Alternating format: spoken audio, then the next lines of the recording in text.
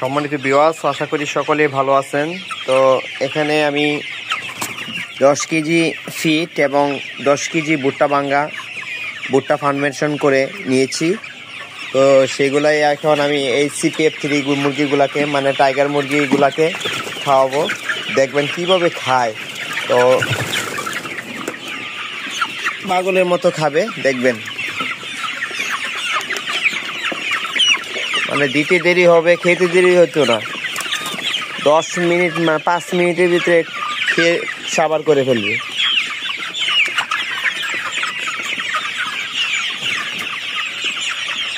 মানে এটার যে একটা গ্রান হয়, আমার মনে হয় ওই গ্রানের কারণেই মুরগিটা এই খাবারটার প্রতি আসক্ত হয় এবং খাবারটা তারা পছন্দ করে।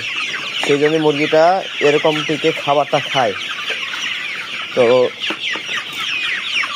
আসলে রেজাল্টটা সম্বন্ধে আপনাদেরকে এখনও বলতে পারতেছি না, সেই জন্য আন্তরিকভাবে দুঃখিত।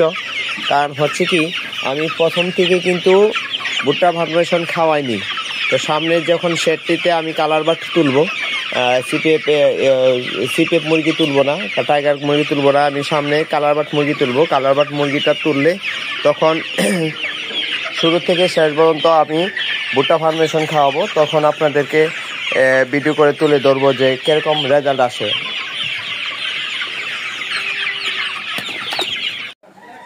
সম্মানিত ভিউয়ার্স, বর্তমানে যে ভুট্টা ফার্মেশনের নামে বিভিন্ন লোকে, আমি নাম বলবো না, মেডিসিন বিক্রি করতেছে।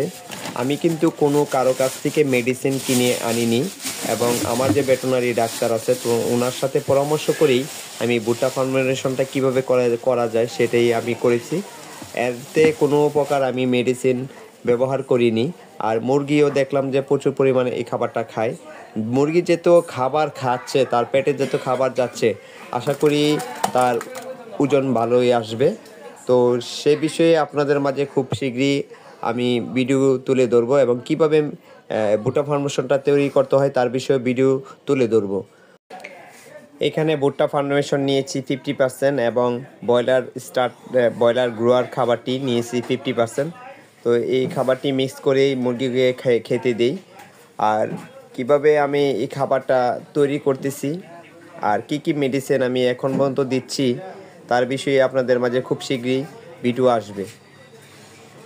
ধন্যবাদ সকলকে।